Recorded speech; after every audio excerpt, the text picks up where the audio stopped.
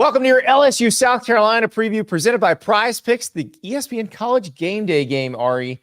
This is going to be a fascinating one because you have LSU folks not particularly confident coming out of the Nichols game. Remember, they lost to USC.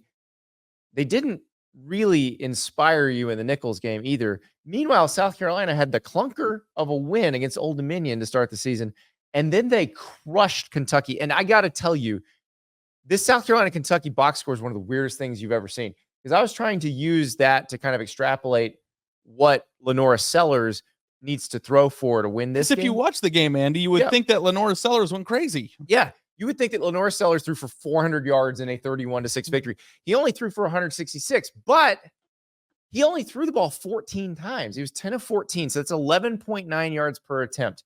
That is a ridiculously efficient number. So basically, it's hard to figure out what to take away from this game for South Carolina because Kentucky was so bad that South Carolina only needed 50 plays to score 31 points.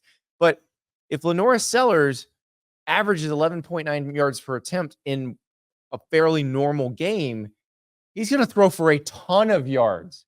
And LSU's secondary, we saw them against USC. They are consistency. Yeah, they are not perfect. Yeah, it's such a low number for Sellers because you could theoretically throw for more than 178.5 yards. That is his PrizePicks number you're talking about. Oh, yes. This is presented by PrizePicks. So America's Best Daily Fantasy Game, you're picking players attached to a number. So, for example, Lenora Sellers, do you think he'll throw for more than or less than 178.5 yards against LSU? If you're playing PrizePicks, use the code STAPLES. Play $5, you get $50 instantly to play with, win or lose. And the way it works is you pick at least 2 squares.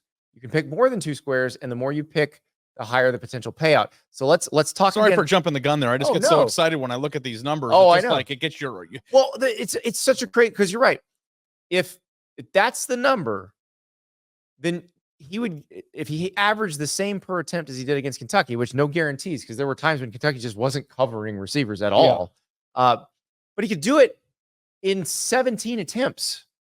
He's going to have more than 17 attempts in this game. And he absolutely could eclipse that number in a losing effort. Like, that's just not a very high number. So I think that we have a lot of context to sift through because Kentucky is a team that we had high hopes for, at least relative to the Kentucky experience or expectations.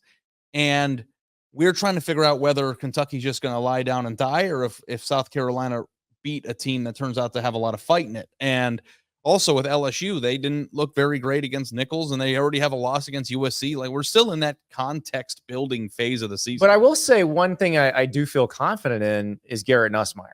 Oh, LSU, for sure. Quarterback. Yeah. He's been consistent.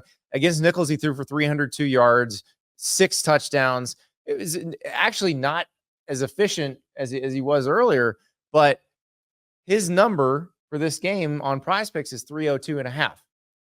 That one also feels like he could go more than that in a losing effort. Yeah, absolutely. 300 is a pretty high number. Yeah, to try to get more or less than. So, but I actually think that we'll be looking at maybe one of the best quarterbacks in the SEC at the end of the year. I still think that his ceiling is pretty high. He's relatively inexperienced. It's a new year starting, and he's already done it. I believe I think he did more than that in the USC game too, if I'm not mistaken, or at least kind of came close to it.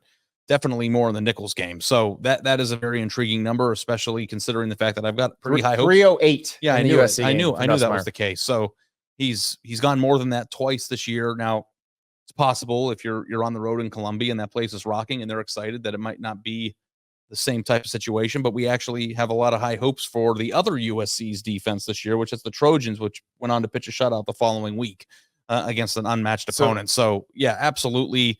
The running back yardage for LSU. This is the one that I think is interesting. So Josh Williams, 44.5. And when they played USC, the only time they ran the ball consistently was in the second half when John Emery was getting most of the carries. John Emery tore his ACL last week. He's out for the year. So the question is, can Caleb Jackson or Josh Williams carry the load on the ground? And LSU didn't really need to run the ball much against Nichols. They only averaged 3.2 yards a carry.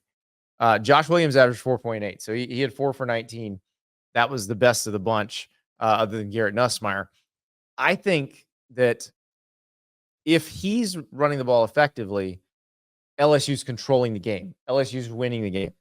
But I'm just not sure they're capable of doing that, which is strange. Well, that number's telling you that they don't think they are. We lavish so much praise on LSU's offensive line coming into the season, but it doesn't feel like they're that dominant in the run game. That one kind of feels like a tricky number because, on one hand, 44.5 isn't that good of a game for a running back. Right. So I think they're kind of just flashing at you like, they're saying we don't think LSU can run the ball. LSU can run the football. Yeah. Which then helps you contextualize again the game, which is if LSU can't run the football and their best running back, or the one that at least looked the best of all the running backs this year, is no longer, available after Emory blew or I think he had a knee injury there in the opening week against USC. Like, that is a major red flag for the LSU Tigers this year. Yeah. Going forward through the whole season, it's not just this game, especially in this game. Because it does feel like South Carolina has ways to control it, because if they take the lead, they are a threat to run the ball with Lenore Sellers or with Rocket Sanders or the other backs. They can probably eat some clock if they need to. So watch that, Joshua. Really decide what you want is to happen in this game, or what you think is going to happen in this game, and use your Josh Williams square accordingly.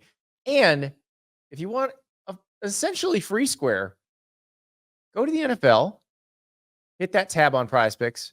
Caleb Williams, the Chicago Bears quarterback, every week in September, it will be a 0.5 yards passing for Caleb Williams, more than if you would like to take it. So if he throws for a yard, you will win that square. So if you want to have a winning ticket, because you can do it with as few as 2 squares, hit that Caleb Williams and then find something you are extremely confident in.